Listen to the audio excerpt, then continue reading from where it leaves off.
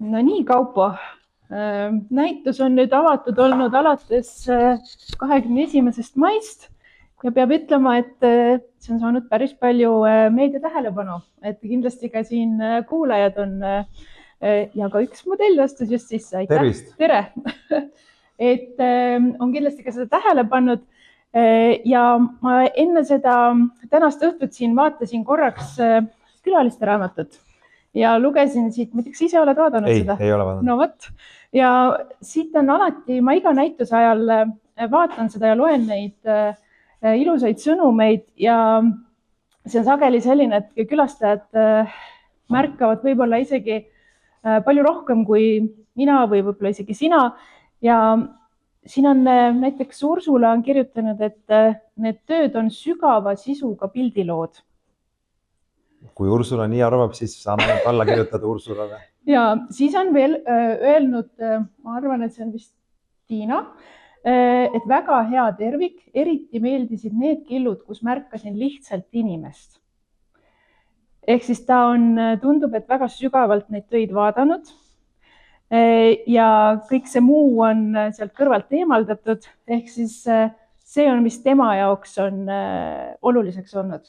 Siis Hermes on kirjutanud võimas 3 jutumärgiga. See lamp on geniaalne. Millisest lambist ta juttu rääkis, mis sa arvad? Ma ei tea, kui Hermes on iseenesest lembitu poeg on Hermes, aga Hermesed väga palju pole. Ma arvan, et äkki see on siis lembitu poeg Hermes, aga millise lambiga? Ei tea. Seda saame pärast vaadata. Minul tekkis ka küsimus, mõtlesin, äkki sina kohe tead? Ei, ma ei tea, millele ta viitab. No, äkki Raul Meeli jalale? Ma arvan küll. Okay. Väga võimalik. Väga hea, siis me peame sellest ka rääkima. Sellest kindlasti täna räägime ja viimane, mis ma siit ette loen, on see, et seda on kirjutanud Ilmar, et sinu tegemised ja tööd on mulle väga suureks inspiratsiooniks. Väga tore, seda on hea kuulda. Inspiratsioon alati ja mõlemas suunas. Ja ma tean, et ka kunstnikud Kaido Ole ja Laurentius on sulle väga head tagasisidet andnud, et kuidas sa üldse suhtud tagasisidesse või kui vajalik see sinu jaoks on? Ma arvan, et kõik kunstnikud, kes ütlevad, et neile ei lähe korda, mida inimesed neist arvavad või mida publik nende töödest arvab, valetavad. Et samamoodi nagu kirjanik, kes ei ole mitte kunagi mitte midagi avaldanud, ei ole tegelikult kirjanik. Et selles mõttes see on natuke selline zen-budistlik küsimus, et kas ühe käega löödud plaks on plaks või mitte. Nii et selle vastus on, et loomulikult läheb see mulle korda. Kui keegi nagu sõimab ja solvab, siis see teeb haiget. Kui keegi rõõmu tunneb ja jagab oma rõõmu, teeb see mulle topelt rõõmu. Konstruktiivne kriitika viib edasi, on kasulik, on vajalik. Nii et jaa, muidugi ma kuulen ja ütleme nii maniakaalne ma ei ole, et ühtegi kommentaari ma kuskilt ühestki meediaväljaandest lugemas ei käi põhimõtteliselt ja kuskil nii-öelda mingisuguse suitsunurgas ka küsimas ei käi, mida keegi arvab, aga jah, et põhimõtteliselt näiteks see sama tõesti, et Kaido Olel on kombeks niimoodi väga süviti põhjalikult tagasisidestada. Ja teine kunstnik, kellele meeldib, on Urmo Raus. Nad on mõlevad head sõbrad ja tegelikult Urmo kusjuures kirjutas mulle kunagi Kunstnike Liitu astumise soovituskirja ja see oleks peaaegu võinud esseena anda kuskil raamatusse avaldamiseks, et kui Jüri Arrak oli teine soovitaja, Jüri Arrak kirjutas hea kunstnik Jüri. See oli soovituskiri, siis teine soovituskiri oli selline natukene peenutsev ühelt mu sõbralt sepakunstnikult ja siis kolmas oli Urmo Raus, kes nagu tegeles sellise kunstiajaloolise analüüsiga ja rääkis lääneranniku fotograafia, USA lääneranniku fotograafia arengutest. Ma lugesin seda, mõtlesin, vau, ja see nagu vastas kõik tõele veel, mis oli kõige parem.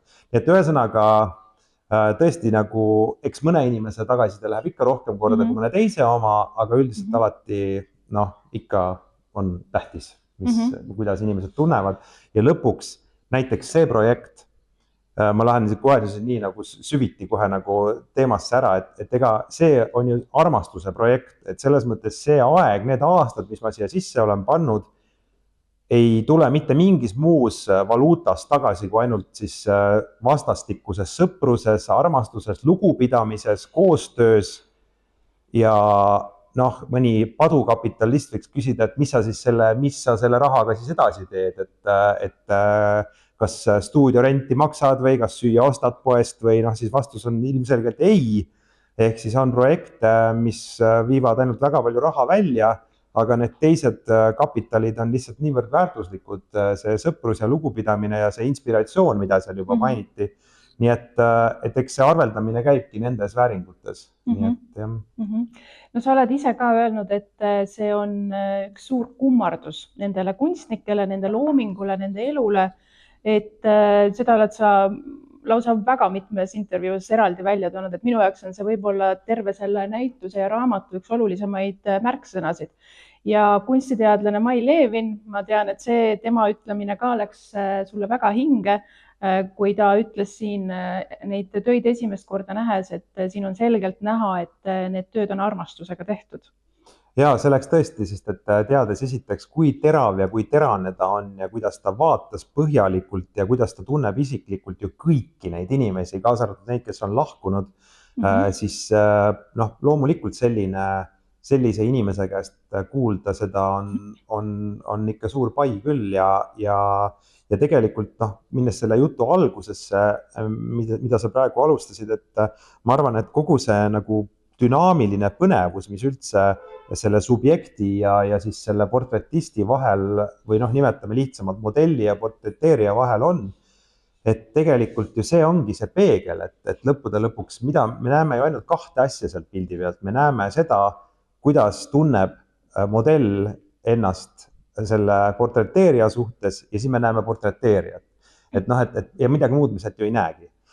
Sest et tegelikult lõppude lõpuks on ju kõige kuulsam ütlus üldse, et iga portreefoto ei ole mitte sellest inimesest seal pildil, vaid sellest inimesest, kes seal selle teinud.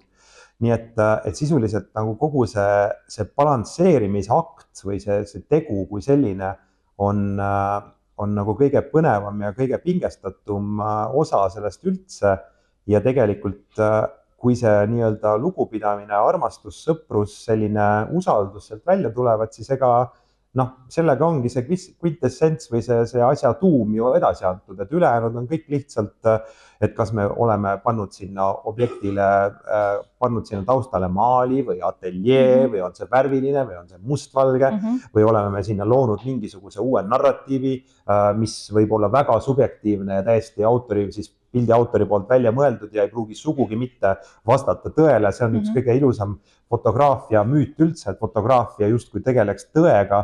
Fotograafia tegeleb ainult selle antud hetke autori poolse subjektiivse tõega ja mitte millegi enamaga. Nii et selles suhtes kui essents on olemas, siis kõik ülejäänud on juba ainult nagu kellad ja viled või nagu dekoratsioon võib öelda mõnes mõttes. Et ma võiks kutsuda sind fotokunstnikuks, sest et sa võid kutsuda, kuidas sa soovid, et see nagu ütleme kõikvõimalike tiitlite asetamine on inimeste kastide pakendamine, et ma ei solvuks, kui sa ka mind nimetaksid, ma ei tea, Tarzaniks või kelleks iganes, kui me teame mõlevad, mida see tähendab.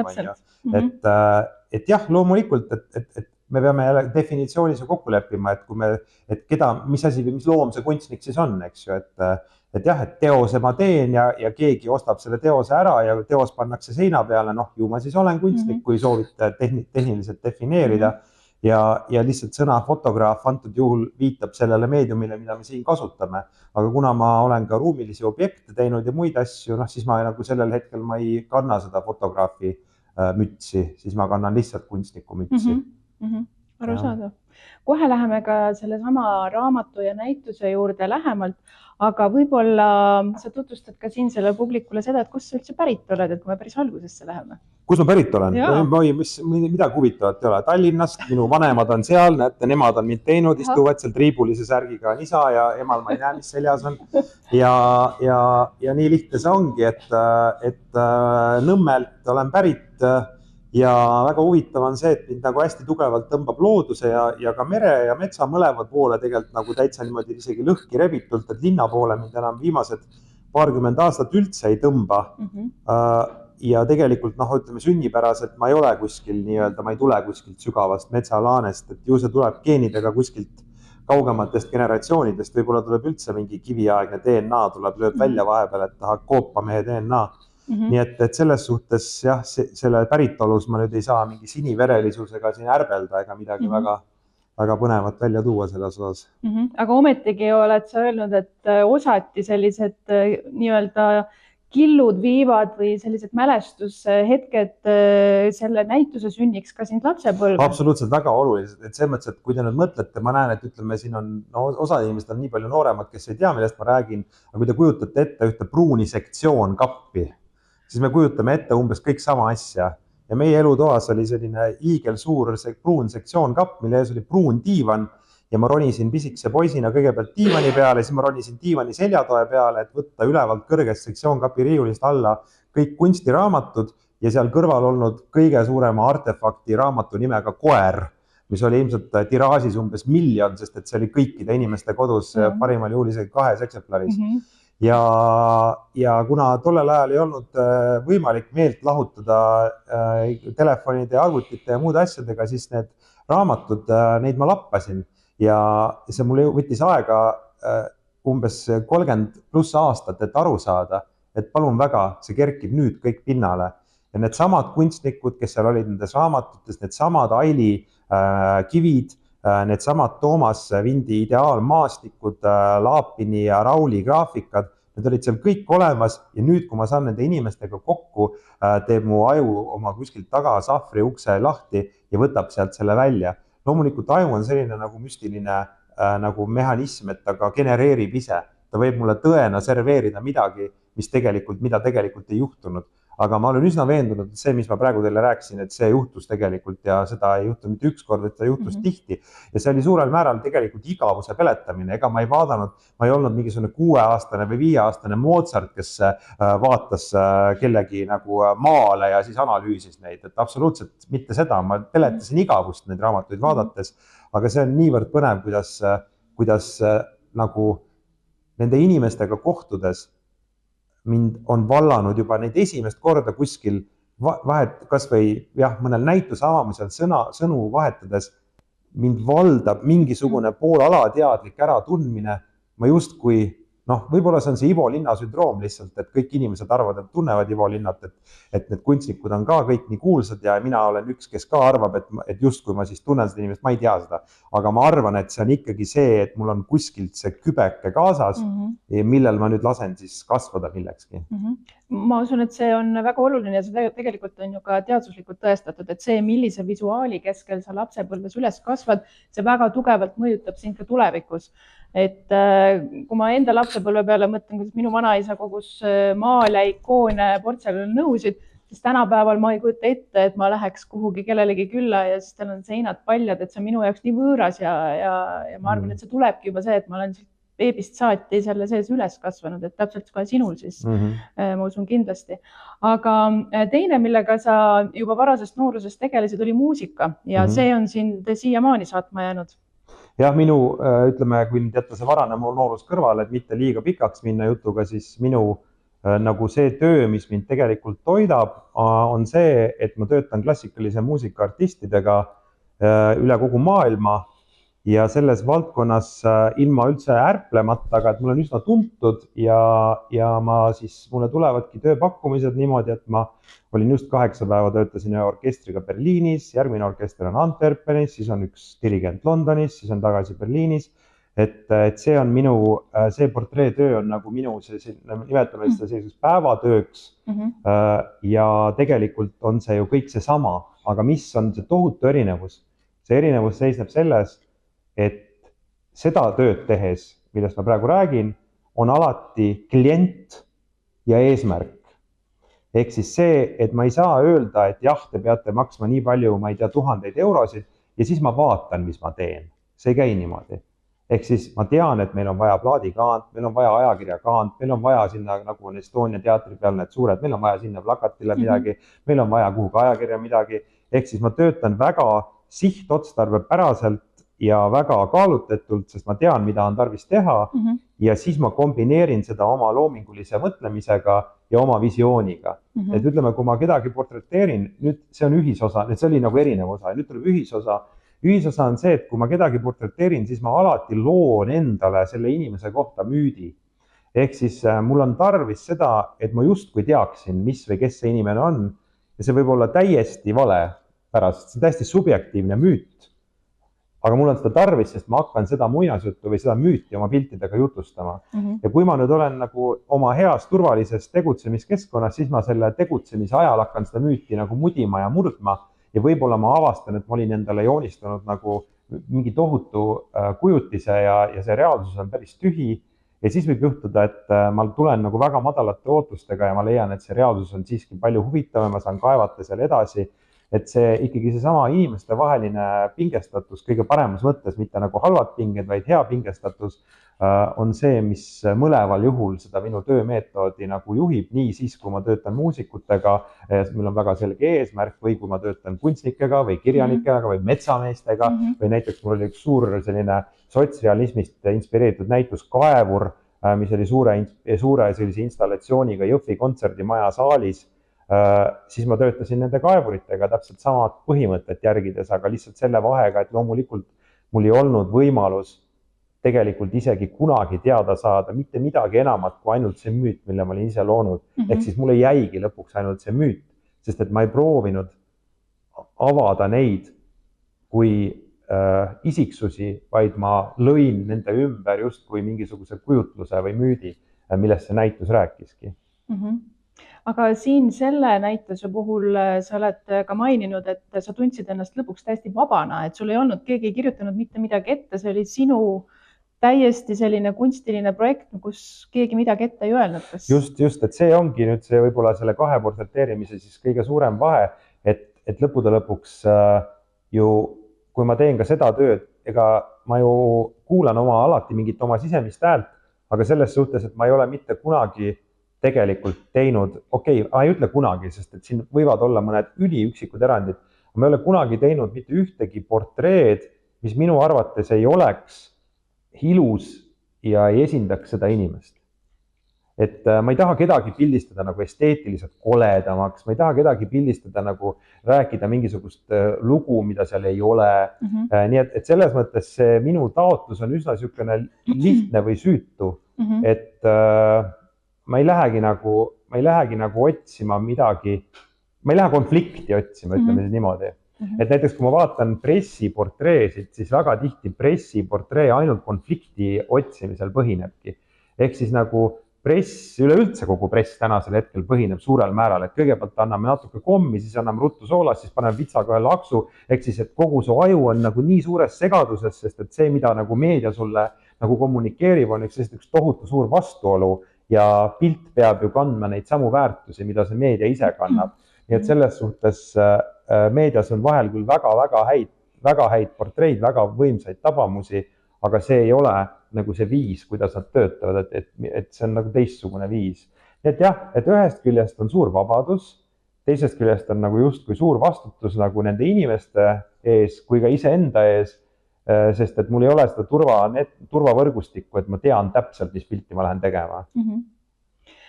Kõige esimene töö oli Toomas Vindi portreteerimine aastal 2012 siis. Ja nüüd ongi see küsimus, et kas kumb oli enne muna või kana, et kas sa läksid teda pildistama mingil muul põhjusel ja sellest sündis idee hakata sellist kunstnike sarja tekitama või oli see vastupidi? Siin on tegelikult kaks teineteise vastukäivat vastust. Toomast ma läksin pildistama tegelikult ühe ajakirja loo jaoks. Ja meil oli väga pikk vestlus, Toomas kinkis mulle vist isegi 2 oma raamatut selle pildistamise tulemusena ja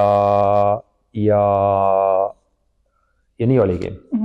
Aga tegelikult oli enne seda mul soov hakata tegema Eesti naiskunstnikest portreeprojekti. Ja ma pean ausalt ütlema, et tollel hetkel mul lihtsalt ei olnud vahendeid, et seda nagu ise teha, sest et tõesti nagu ikka väga vaesed ajad olid mingil hetkel. Ja isegi tookord, kui täna ma proovin Kultuurkapitali käest igal võimalusel nagu mitte midagi küsida, ehk siis mitte tegemist teha, siis tollel ajal tookord see on ka nagu natuke traumaatiline, sest et tookord, kui mul seda väga vaja oli, siis leiti, et seda ei ole tarvis. Ja tookord see jäigi, et veel Tiina Kaalep aitas mul seda teha ja ajada ja oli ka nagu inspireeris ja tegelikult tutvustas mulle mitmeid kuulsaid naisillustraatoreid, keda ma isegi ei teadnud tollel ajal. nii et sinna ta jäi ja lihtsalt siis ma sain aru ühel hetkel, et ma pean sellega edasi liikuma ja ma hakkasin niimoodi vaikselt suutäie haaval pildistama ja kui ma sain aru, et tegelikult siit hakkab midagi kokku kooruma ja midagi ilusat välja tulema, siis juba ma läksin päris konkreetseks ja tegelikult siis ma tulin ka teie juurde selle jutuga, et võiks mõne aasta pärast näituse teha. Nii et niimoodi ta kasvas. Siin oli jah paar sellist erinevat ja sinna veel vahele mahtus tegelikult sõprus Eeviga, tuttavaks saamine Eeviga, mis juhtus nende esimese ja teise peatüki vahel, mis kindlasti oli hästi suur mõjutaja selle nagu edasi tegemiseks ja võib-olla rohkem süviti minemiseks ja. Ehk siis esimene oli Toomas Vint ja seal sa kohtusid ka Ailiga ja tegelikult kokku tuli 17 kunstnikku, kellest osasid sa tundsid rohkem, osasid vähem. Kes oli selline kunstnik, kelle juurde sa läksid, keda sa tundsid, et tegelikult ega ma väga palju ei teagi temast, võib-olla loomingut loomulikult, aga ütleme, oli selline, kus sa tundsid natukene sellist aukartust või hirmu, et äkki ma ei oska teda õigesti veel portreteerida? Ma isegi mitte otseselt nagu hirmu, aga tõesti aukartust, et tegelikult kindlasti oli Olav Maran see inimene ja ma pean ütlema, et Olav, kes on selline, ma ei tea, ta on ikkagi selline nagu kalvinistlik pastor, temaga ma peaaegu sellest müürist läbi ei murdnudki. Et see on alati kõige huvitavam moment, et kuhu maani inimene soovib sind lasta. Ja selles mõttes, et on mingid hetked, kus ma tunnen, et ma pean nüüd natuke veel survet avaldama, natuke veel vajutama, natuke veel ja siis ma olen tegelikult sellest alguses välja pakutud kaubast mööda tulnud ja ma näen midagi, mis on rohkem ja põnevam.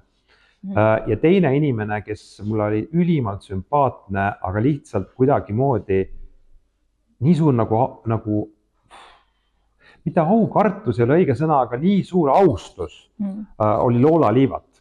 Ja Loola selline Eesti-aegne väärikus, me rääkisime temaga küll nagu Wagnerist ja Straussist ja Platonist ja nii edasi, aga me ei jõudnud ja ma tegelikult, täna enam Loolat ei ole, ma ei saa enam seda viga parandada, aga tegelikult ma olin ise nagu, ma oleksin saanud talle lähemale, aga ma ei, nagu see jääb nagu kripeldama, et selles mõttes tegelikult ta hakkas rääkima mulle oma esimesest klaveriõpetajast, kuidas ta ei saanud, kuidas sõda tuli vahele ja kuidas ta ei saanud klaveritunde, kuidas ta tegelikult oleks muusikuks tahtnud saada ja sealt oleks jõudnud edasi, aga samas tegelikult see, nagu, mille ta pakkus välja, oli nii ilus, et ma ei tundnud, et ma peaksin sellele midagi lisama.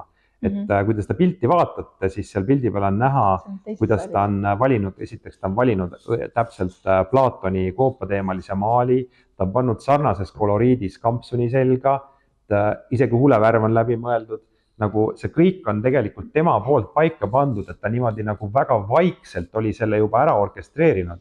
Ja kui ma kohale läksin, siis kui sulle pakutakse midagi sellist välja, mis on nagu valmis, siis on sul kaks varianti, et kas sa võtad selle vastu või sa lõhud selle ära ja proovid siis midagi uuesti ise üles ehitada. Mõnikord saab mõlevat proovida, nii et sa teed selle ära, mis on võimalik ja siis proovid midagi uut sealt kombineerida. Aga jah, sealt ma nagu ei saanud seda ja muidugi kellega nagu oligi juba niimoodi, et oli väga viimane hetk, oli Vive Tolli, et tegelikult tema juurde ma läksin tegema proovipilti ja ennast tutvustama. Ja proovipilt jäigi ainult proovipildiks, et tegelikult temaga meil oli hästi huvitav vestlus, ma salvestasin kusjuures selle vestluse ka Peeter Ulasest ja ma arvasin, et ma lähen tagasi, aga ei olnud enam võimalik minna. Et jah, et niimoodi see elu on. Paar kunstnikku, keda sa planeerisid pildistada samamoodi selle projekti jaoks samuti lahkusid vahepeal. Enn Põldroos oli üks nendest. Ma tean, et sul oli isegi narrimüts valmis ostetud. Et tõesti, Ennuga on selline lugu, et mulle tohutult ma ausalt öelda, ma nii süviti enamuste inimeste suhtes ei ole saanud minna, aga ma Ennu raamatud vist ostsin kõik. Ma küll pean ütlema, et paar tükki nendest ei ole väga head, aga tema see nii-öelda ajalooline autobiograafiline raamat on fantastiline. Ja ma rääkisin temaga 2 korda üsna pikalt telefoniga ja ta ütles, et tead, ma olen varauk, ma olen vana inimene voodis, mis pilti must siin teha saab. Ja äkki ma tulen siit veel kord välja. Ja ta tuligi sealt tegelikult välja, ta käis ka Kumus oma näitust vaatamas, aga see oli üks asi, mida ma endale algusest peale ütlesin, et ma ei suru ennast mitte kellelegi peale. Et see peab olema nagu vastastikune usaldus, et loomulikult võib see korra tunduda inimesele, et no mis asja nüüd jälle mingi fotograaf tahab seda pilti teha, aga kui ta mõtleb selle läbi ja saab sellest mõttest üle ja lubab, siis on juba kõik väga hästi. Aga et ma ei survestanud jah, tõesti mitte kedagi ja siis muidugi Leo Laapin läks nagu ootamatult ära ja siis üks inimene oli veel, kes jäi teatud põhjustel pildistamata, aga eks meie kunstnike, meil on väga palju kunstnikke veel, et eks tegelikult oleks võinud ju lõputult seda nimekirja veel pikendada ja veel paljude inimestega tuttavaks saada, aga lihtsalt ega see ei ole ka minu nagu ju mingisugune nüüd elutöö, et see on ühes minu nagu loomeperioodis üks väga oluline peatükk ja ma lähen järgmise peatükiga edasi. Et kuskil lihtsalt tuleb see punkt panna, et nüüd sai valmis, et eks see punkt saigi nagu meelevaldselt pandud. No sa juba mainisid, et näiteks Loolaga saite te ühisele keelele läbi muusika, mis oli teil ühine huvi. On sul veel mingisuguseid oma salanippe, et kuidas saada oma modelliga võimalikult sellist lähedast isiklikku usalduslikku suhet? No ma arvan, et ega see mõttes, et salanippi ei ole, kellelgi ei ole salanippi, aga see ongi võib-olla see number 1 oskus üldse portretistina, et sa pead, kui sa soovid, et inimene lubaks sind endale nagu natuke lähemale, siis sa lihtsalt, kas sa oled seal koha peal või kas on mingi ühine asi, mis teid puudutab või lihtsalt tekib mingisugune selline emotsionaalne side, sest et tõesti midagi pole teha, aga et ütleme Aili Vindiga, kes muideks peaks tegelikult meiega praegu siin olema, aga Ailil juhtus väike üks intsident ja ta ilmselt ei jõua siia täna, siis Ailiga tõesti, ma arvan, et ta on natuke šamaan, et nagu esimesest hetkest nagu selline väga, väga lähedane nagu suhe. Kindlasti me saime nagu väga tõsiseid ja väga sügavat juttu ajada Sirje Rungega, kellega ma ka saan väga hästi läbi ja kohe, kui raamatud trükist tulevad, me Sirjele raamatu minema viima.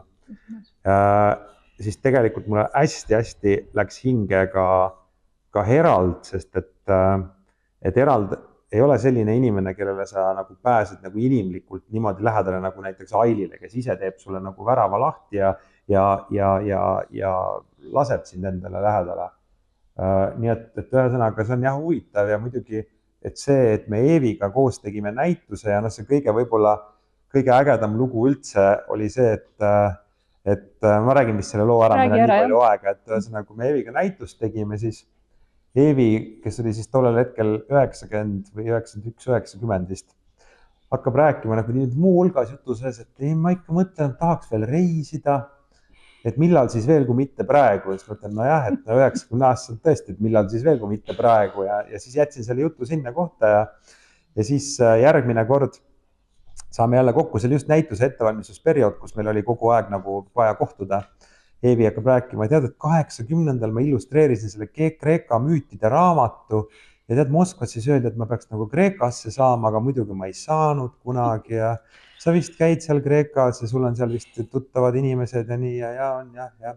Järgmine kord tulen siis sellest antikvariaadist on ostetud see Kreeka müütide raamat laua peal niimoodi, siis vaikselt Eevi lükkab minu poole, ma tõime sulle selle Kreeka müütide raamatu ja siis juba tulebki pauh, et tead kaupa ma tahaks ka kohe nagu kaurist, ma tahaks, et sa viiksid mind Kreetale. Siis väga tore, et väga huvitav mõte tõesti. Ja siis ühesõnaga nagu see läks veel natuke edasi ja siis ma helistasin Liinale, Eevi tütrele. Liina alguses ütles, et no see on hullus, et ja siis jäi vait ja ütles, et nojah, aga me võime seda võtta kui ema viimast soovi, kuidas ta nii väga tahab, et Eevi on tõeline rändur, et meie näitus suurel määral nagu oli dialoog, kui Eevi rändas 50-ndate lõpus, 60-ndate alguses kooli lõpus mööda Eestit. ta käis mööda vanu tühja talusid ja sealt tekkiski see meie dialoog, midagi sarnast, mida mina tegin nüüd. Ja siis mõtlesime, et okei, noh, teeme siis ära.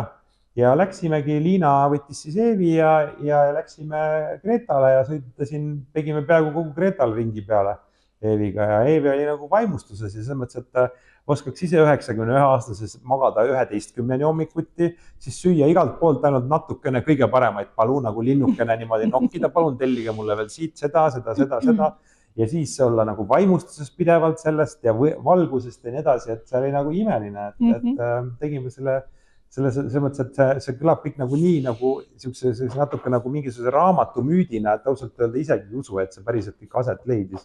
Ma saan aru, täpselt aasta tagasi täna. Jaa, täpselt aasta tagasi, sest täna Facebook teatas just, et aasta on möödas sellest, kui Eevi seisis seal Kuru silla peal, nagu näitas mulle seda pilti, nii et palun väga. Ja Rauliga on võib-olla selles suhtes hästi põnev, et ja see on üks tore Kiisuga, kes tuli ise pildi peale seal Oliivisalus. Et Rauliga on hästi huvitav, et Rauliga ma ka ei julgenud päris mitu aastat ühendust võtta, sest Raul on nagu siuke patriarh, et noh, Raul ütleb nii, kuidas asjad käivad ja siis ma nagu hoidsin seda natukene nagu tagasi seda tutvust, aga ühel hetkel ikkagi otsustasin, et ma tahaksin ja Raul võttis mind vastu, ta oli tervis väga kehva ja ma kuulasin kõik need standardjutud ära, mida Raul tihtipeale kõikidele räägib ja siis äkki pärast 2 tundi, see oli väga väsitav, 2 tundi seda jutu kuulamist hakkas äkki sealt tulema järjest nagu väga säravaid ja sügavaid pärle. Ja siis ma sain aru, kui terav ja kui terane ta endiselt on. Et seal ei ole see, et see füüsiline keha on selline nagu ta on, et see vaim on ikka fantastiliselt terav. Ja siis Raul palus, et ma pildistaksin ta näitusi ja siis ta lahke inimesena siis veel kinkis mulle paar oma tööd ja siis juba oli meil nagu kogu see selline distants oli meie vahelt kadunud. Ja siis tõesti oli see olukord, kus oli seal Roosas, Lasnamäe koledas Roosas kunstihoone paviljonis oli Raulil näitus ja siis ma otsustasin teha ühe pildi, mis on selle näituse üsna harukordne pilt, sest et ma lõin väga meelevaldse narratiivi. Aga ma lõin selle narratiivi millegi põhjal, mida Raul oli öelnud. Ja Raul ütles sellist asja, et kosmos või universum andis mulle selle jala kaotuse või jala vastu veel ühe loomeperioodi. See viimane loomeperiood on siis see selline kergelt graafomaanne joonte tõmbamisperiood, mis on tegelikult oma sellises suures automatisatsioonis väga-väga efektne ja võimas, et kui keegi juhtus Vilde Maja muuseumis oli Vilde Maja muuseumis näitust vaatama? Ei, see oli järgmine näitus, aga Vildes oli see nende väikeste näitus ja siis see oli ülivõimas see näitus ja müts maha. Ma ei tea, kas Tamara Luuk oli seal ametlikult kuraator või mitte ametlikult, aga igal juhul see, kuidas ta oli need asjad välja pannud, see oli ülivõimas. Ja siis ma ühesõnaga võtsin sellest kinni, mis ta ütles. Ja muidugi ta ütles veel sellist asja seal juures, et enamus kunstnikud teevad terve elu 1 pilti. Väga head kunstnikud teevad terve elu 2 pilti. Geniaalsed kunstnikud teevad elus 3 või 4 pilti. No te võite ise arvata. Ja ma siis tegin sellise pildi, kus ma asendasin selle jala valgusega. Et valgus, kui justkui siis see on seal taga seina peal, valgus kui sümbol millestki kõrgemast, kui miski, mis talle anti vastu, et ta selle jala kaotas. Et see on tõesti selline pilt, kus ma nagu siis konstrueerisin selle pildi ja ma võtsin selle julguse seetõttu, et me olime juba saanud nii lähedaseks tuttavaks. Ma ütlen ausalt, et Eeviga ja Rauliga ma julgeksin midagi konstrueerida, kellegi teisega ma ei tunne, et mul oleks sellist õigust nagu, moraalset õigust. Ma väga egotsentriliselt suruksin seda peale. No ausalt öeldes, kui siin neid näituse külastajate kommentaare nii-öelda kokku võtta, siis see töö on võib-olla üks kõige enim kommenteeritud töid. Et seal ka küsitakse, mis siin toimub ja seal tegelikult see on väga oluline, et seda tausta teada. ja siin nende tööde puhul on ka siin raamatus on nad ühest küljest on sinu fotod, aga teisalt on ka kunstiteadlane Harry Liivrand neid kommenteerinud. Et kuidas teil omavahel see protsess toimis, et oled sa kõigega nõus, mis tema nägi, kirjutas? Ja tegelikult mulle need Harri tekstid väga meeldivad ja mind võlub väga see, et see on uskumatu, aga Harril on kõikide nende inimestega tegelikult elu jooksul mingisugune väga tõsine professionaalne kontakt.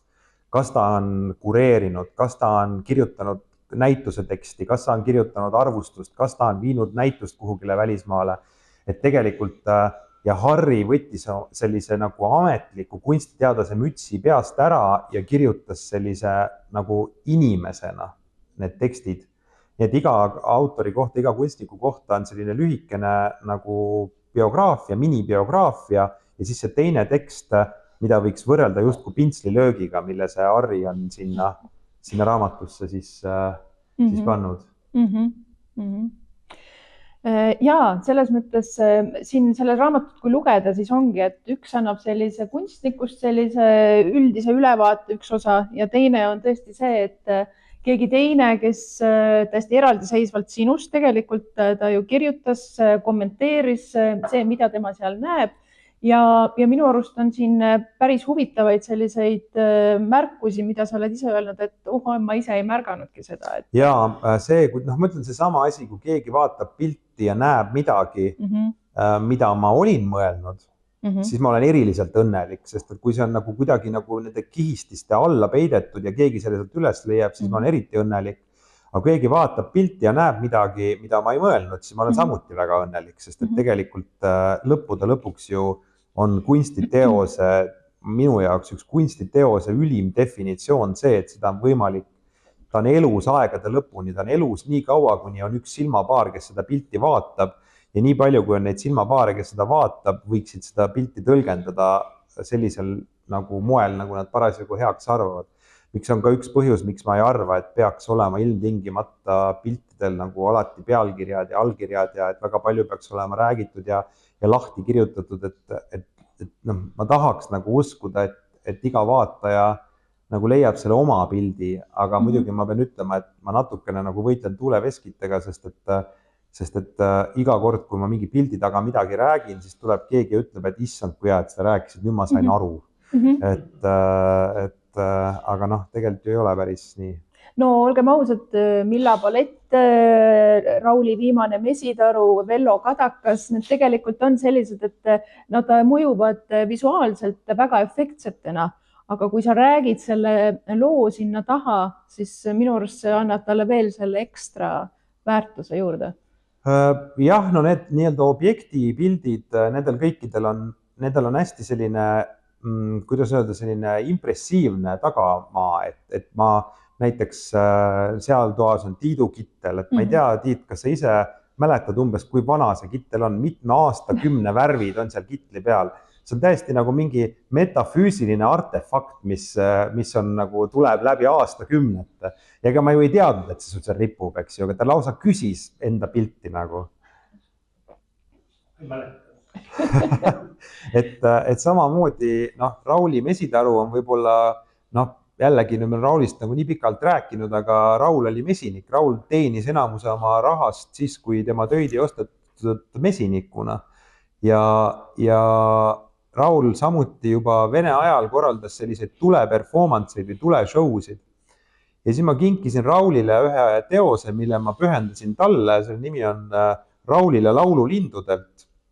Ja pärast seda, ma ei tea, kas see on seotud selle teose kinkimisega või oli see mõte Raulil endal juba enne, ta otsustas nii-öelda rituaalselt oma viimase mesitaru põletada. See on tõesti tema kõige viimane taru, kõik ülejäänud on ära antud, ära põletatud, et see on nagu mesinikust Rauli lõpp ja see nagu paratamatult kannab endas mingisugust nagu väga olulist, ma ei tea, see sõna on ära leierdatud, aga mingisugust metafüüsilist kvaliteeti, sest et sellest mesitarust sai tema kui mesiniku sümbol minu jaoks ja see mesitaru nüüd põles, ta veel pani sinna peale suured mesilasvaha kamakad, et ta põleks nagu hea lõhnaga ja see mesilasvaha valguks läbi selle põleva taru, et sellel on nagu oma lugu ja need objektid, mis siin piltide peal on, et nendel objektidel kõikidel on nagu lugu, raamatus on isegi veel mõned rohkem.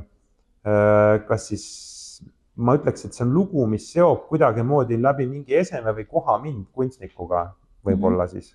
No minu enda jaoks üks lemmikuid selliseid lugusid, et mis on, siin on need 2 Lembit Sarapuu pilti, kus ta on oma rannas vees ja tegelikult siin raamatus on nende vastaspilt, ehk siis see, mida näeb Lembit sealt veest ise, mis on teisel pool ja seda see raamat avab, et ma kohe otsin selle pildi siit üles, näitan. Ja, et ega nagu seal ongi see, et ega see raamat ka nagu ei ütle jälle, et et nüüd vaata sinna tähendab, et lihtsalt, et kes tabab, see tabab, kes ei taba, see ei taba ja ega sellest pole mitte midagi hullu, kui ei taba nagu, et see on ka täitsa okei.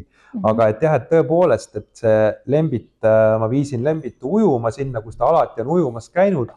Tal juba jalad olid nii halvad, et ta enam väga, tervist, et ta enam väga ise seal nagu ujumas ei olnud üldse käinud tükk aega. Ja siis oligi sisuliselt see, et ma tegin pildi ära ja pöörasin ümber ja vaatasin, kui imeilus õhtuvalguses mänd on minu selja taga. Ja see mänd oli täpselt see koht, kus siis me vette läksime, mille alt me nagu tulime ja ujuma läksime siis. Ja see koht on Lembitule selles mõttes tähtis, et ta on seal ka maalinud, ta seal ühe Kalevipoja stseeni, ta rääkis mulle enda seal samas maalinud ja näitas täpselt, kuidas see vette ulatuv selline maanina, et kuidas ta selle siis maalis natuke teistsuguseks ja et ta on nagu väga omas elemendis, ürgmees, täielikult ürgmees ja viimaseni välja.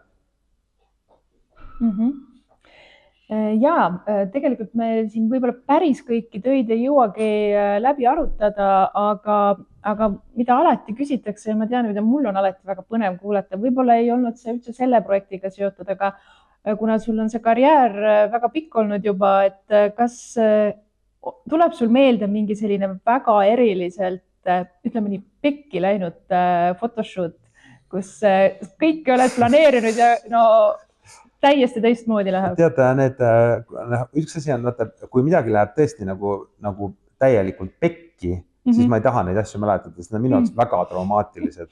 Aga kui lihtsalt asjad lähevad nagu täiesti teistmoodi, siis need teevad mulle isegi nalja. Et ma olen vahel ka nagu loengus õpetades öelnud, et tegelikult sa peadki olema nagu kameelion, et sa lähed rohelisena kohale ja vaatad, kurat, ma ei sobi siia rohelisena ja siis tõmbad naksti endale kollase kuue selga ja sulandud sinna uude olukorda sisse. Aga jah, et selles mõttes jah, need pekki minemised on kas A nagu tehnilised, B mingi täielik vastuolu ootustes, seda on juhtunud paar korda mu elus õnneks, mitte rohkem, jumal tänatud. Et sisuliselt, et sa lähed kohale ja saad kohe aru, fuck, ma ei peaks siin praegu olema, et siit saab asi ainult halvemaks minna nagu. Et ja alguses võib-olla saatis seda mingi tohutu ilus jutt ja tohutu hea planeerimine ja kõik. Et jah, paar korda elus olen ma ka tundnud seda, et ma ei taha selle inimesega tegelikult tegemist teha. Aga mida vanemaks ma saan või olen saanud, seda rohkem ma tegelikult suudan need olukorrad klaarida ära juba palju varem. Et ma ei lase üldse endale ligi neid inimesi. Ja olgu need nii ahvatlevad need jutud või mis iganes pakkumised kui tahes, kui ma tunnen, ja seda õpetas mulle muideks Sirje Runge. Sirje Runge ütles mulle, intuitsioon, Kaupo, see on meile antud, see on meile kui kunstnikele antud, see on kõik, nagu see on tohutu väärtus. Ja siis ma hakkasin rohkem seda intuitsiooni usaldama. Ja mõnikord ma teen niimoodi.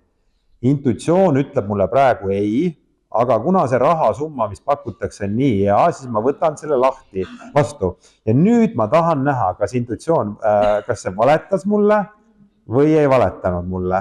Ja siis lähen teele ja ma pean ütlema ka, et tihtipeale lõpuks ütlen, sai teha küll. Et nagu tore ei olnud, aga teha sai.